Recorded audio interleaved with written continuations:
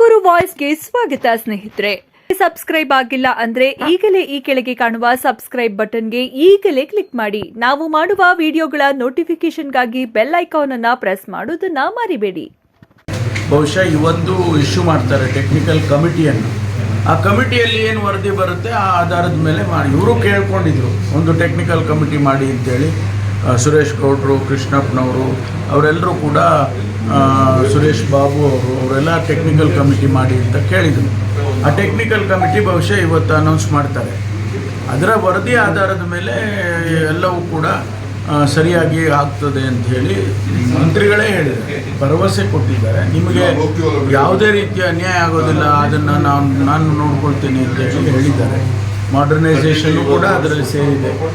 ಹಾಗಾಗಿ ಅವರು ಸಹಕರಿಸಬೇಕು ಅಂತೇಳಿ ನಾನು ಮನವಿ ಮಾಡ್ತೇನೆ. ಸರ್ಕಾರದ ತೀರ್ಮಾನ ರಕ್ಷಣೆಯೊಂದಿಗೆ ಕೆಲಸ ಕಾಮಗಾರಿ ಅಲ್ಲ, ಆ್ಯಂಡ್ ಆರ್ಡರ್ ಸಿಚುವೇಶನ್ ಬಂದಾಗ ಪೊಲೀಸರು ಬರಲೇಬೇಕಾಗ್ತದಲ್ಲ. ಅದರಿಂದ ಅವ್ರ ಕೆಲಸನೇ ಅದು ಲಾ ಆ್ಯಂಡ್ ಆರ್ಡರ್ ಮೇಂಟೈನ್ ಮಾಡೋದು. ಹಾಗಾಗಿ ಲಾ ಆ್ಯಂಡ್ ಆರ್ಡರ್ ಮೇಂಟೈನ್ ಮಾಡ್ತಾರೆ. ಜಿಲ್ಲೆಯಲ್ಲಿ ಈ ಹೋರಾಟಕ್ಕೆ ಒಗ್ಗಟ್ಟಿಲ್ಲದೆ ಇರೋದೇ ಇದಕ್ಕೆ ಮತ್ತೆ ಕಾಮಗಾರಿ ಆರಂಭ ಮಾಡಿಟ್ಟಿದೆ. ಗೊತ್ತಿಲ್ಲಪ್ಪ, ಯಾರು ಒಗ್ಗಟ್ಟಿರಬೇಕು? ಅಲ್ಲ, ರಾಜಕೀಯ ನಾಯಕರು ಎಲ್ಲ ಒಗ್ಗಟ್ಟು ಯಾರ್ದಿರ್ಬೇಕು? ಜನಪ್ರತಿನಿಧಿಗಳು. ಹಾಂ, ಅವ್ರದ್ದು ಈಗ ಒಗ್ಗಟ್ಟಾಗಿದ್ದಾರಲ್ಲ.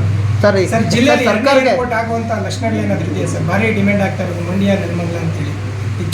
ನಮ್ಮಲ್ಲಿ ಒಂದು 3,000 ಎಕರೆ ಭೂಮಿ ಐಡೆಂಟಿಫೈ ಮಾಡಿ ಏರ್ ಸರ್ವೆ ಅಂತ ಮಾಡ್ತಾರೆ. ಏರ್ ಸರ್ವೆ ಮಾಡಿದ್ದಾರೆ. ಅದಕ್ಕೆ ಇನ್ನೂ ಅದೆಷ್ಟು ದೂರ ಹೋಗ್ಬೇಕು. ನಾವು ತೀರ್ಮಾನಗಳು ಇಲ್ಲೇ ಆಗಬೇಕು, ಡೆಲ್ಲಿಯಲ್ಲಿ ಆಗಬೇಕು, ಸರ್ಕಾರ ಪ್ರಸ್ತಾವನೆ ಕೊಡಬೇಕು, ಅವರು ಸಿವಿಲ್ ಏವಿಯೇಷನ್ ಅವ್ರು ಒಪ್ಪಬೇಕು. ಸೊ ಮೆನಿ ಪ್ರೊಸೀಜರ್ಸ್ ಇದೆ. ಆದರೆ ಆಗೋ ಸಾಧ್ಯತೆ ಇದೆ.